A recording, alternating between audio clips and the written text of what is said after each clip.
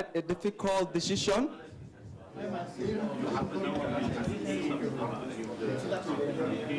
Okay, I've been informed that the time is up, and I'm really very sorry for interrupting.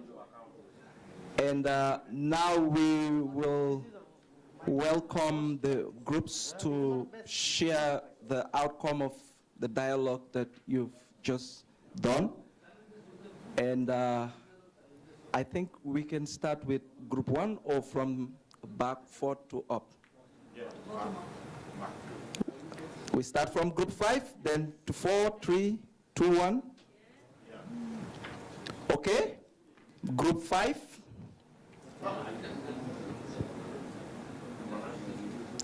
Where's group 5? Papa, you want to share?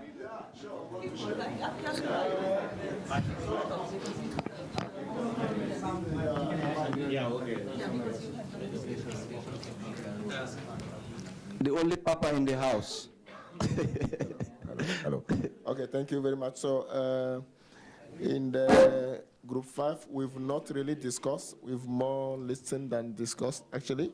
But we have got most of the information on table. So we say that, for example, we take only one example, the GCF, which is the Green Climate Fund. Mm-hmm. And we know that through, for example, through the GCF, we have our continental banks like African Development Bank, Asian Development Bank, that can get the fund for climate change. Now, and also the World Bank. So those banks can like keep the money of GCF, and they will give the money only to our government.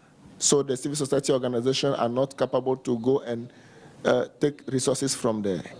Now, so in terms of availability of resources, yes, theoretically the resources are available, but how to get those resources? Generally, they are kind of loans that our government are getting. So with a very high, how do you call it, interest that they pay. So it's a very complicated process. And as the process itself is very complicated, it's not really easier for the civil society organization that we are to implement through those funds. So though the resources are available, the resources are passing through our ministry. In some countries, for example, in Togo, we pass through the Ministry of Planning. In other countries, we pass through the Ministry of Economy, and otherwise we pass through the Ministry of Climate Change or Environment. Or Finance. Yeah, or Finance, exactly. So when the money arrives there, the money is, the implementation is most of the time done directly by the government actors.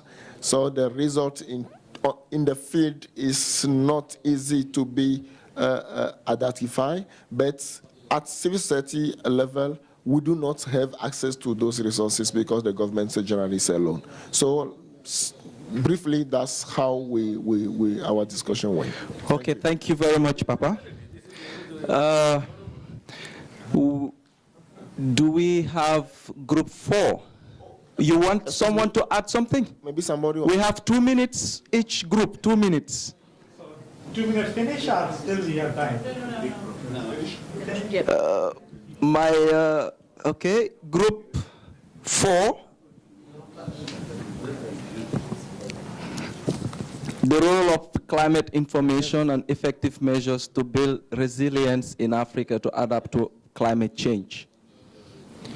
Bien, nuestro grupo considera que la información climática es muy importante para no equivocarse en las medidas de adaptación.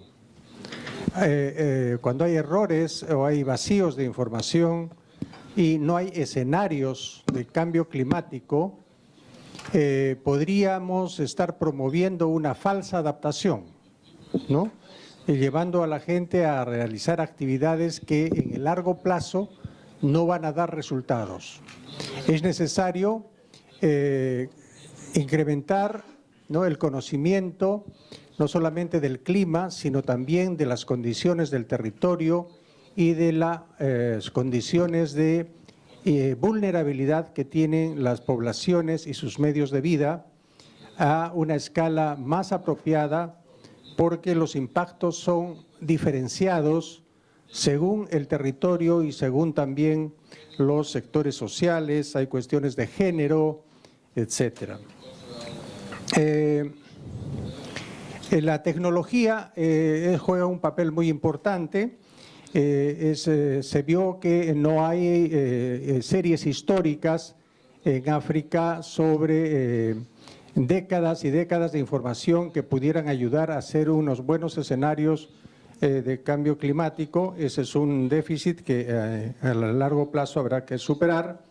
Pero también es importante cómo se usa la información del clima por parte de los que toman decisiones, ¿no? Y cómo llega o no llega la información hacia las comunidades que necesitan esa información para tomar decisiones de siembra, de cosecha, etcétera.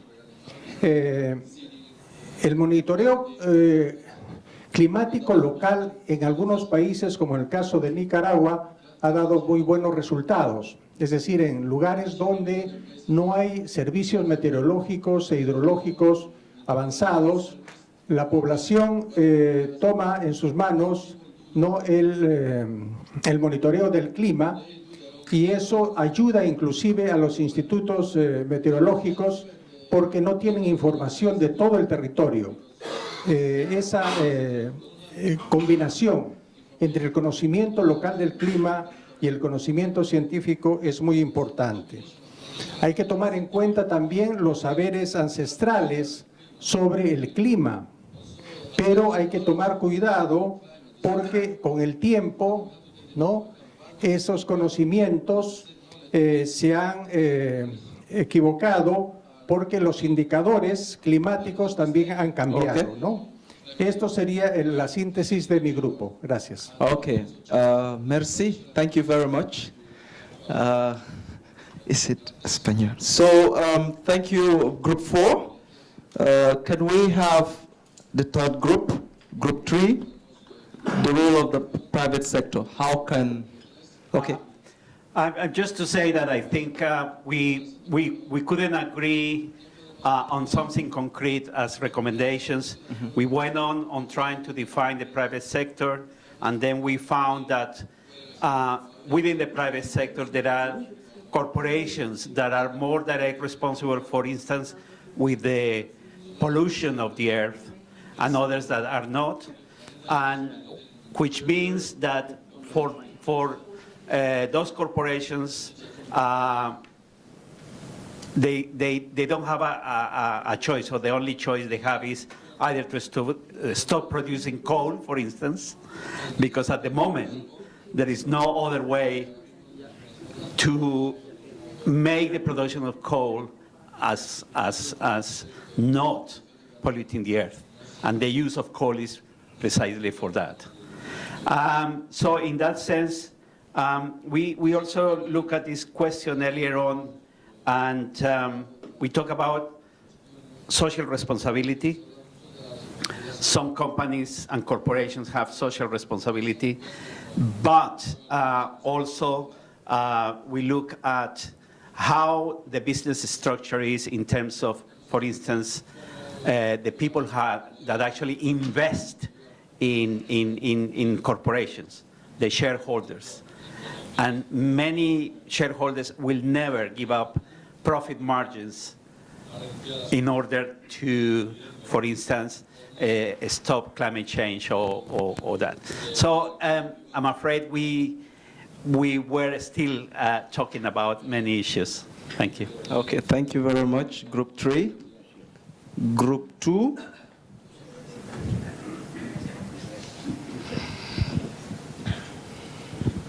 Thank you very much.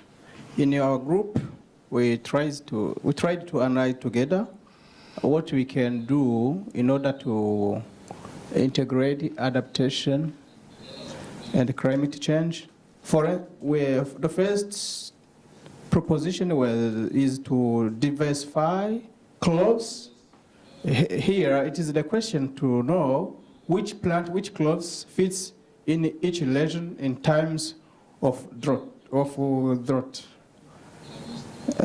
Also, we realize that there is no tools to measure and manage DRR. Here, I want to say no meteorological services are most of the are not accessible. But what is to note here, we have a very new technique which consists to produce renewable energy. And this one consists of producing biomass briquettes in order for biomass briquette for non-cooking in order to replace woods and charcoal. We saw that it has many advantages, such as the protection of environment and forest. It generates incomes. It helps to fight against erosion, floods. Then, those who used to use the woods and charcoal for cooking will no longer go to cut the tree. Then we'll use this biomass briquette for now. Also, it helps for the creation of jobs, especially for youth and women. For now, there is one unity of production, but we intend to multiply, to increase the unity so that to involve all the people to use the biomass briquette for non-toxic cooking. Thank you. Thank you, Group 2. Can we have Group 1, please?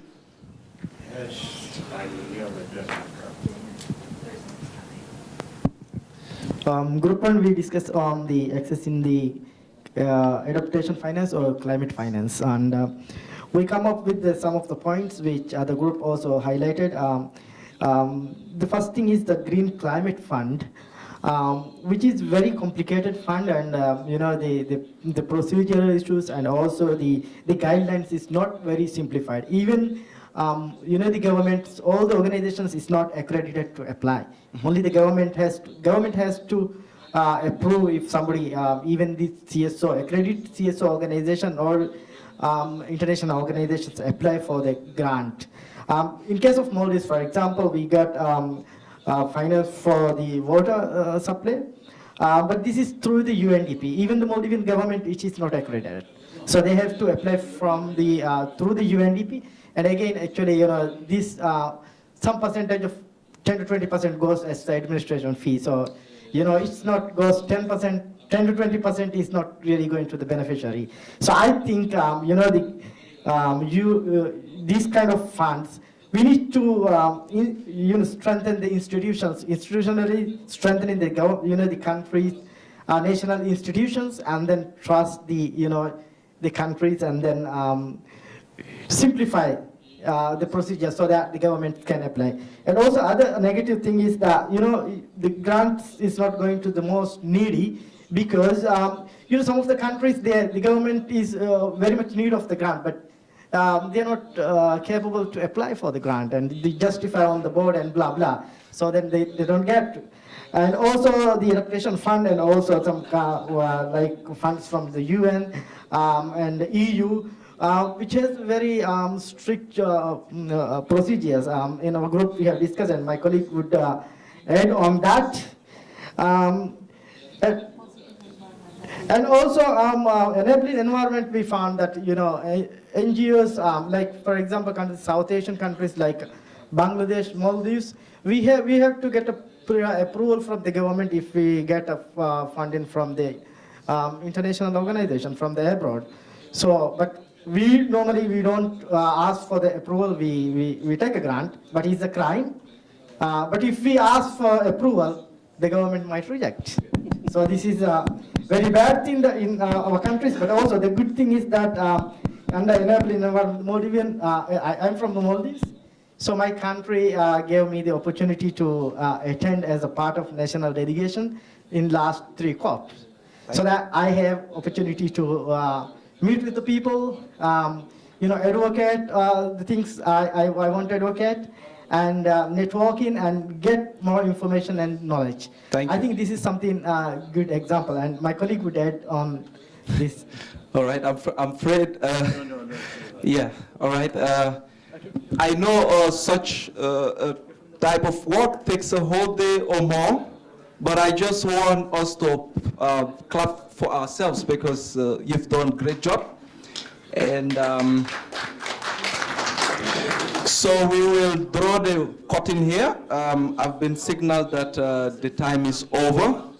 And if you need further information, you can also meet Julia. Julia can share with you as well. And thank you for your kind attention. And it was great having you all. And it was great also learning from your various views as well. Thank you very much. Everyone, we're now back together in that big main hall that we were in this morning. In the ballroom, we'll close it up now.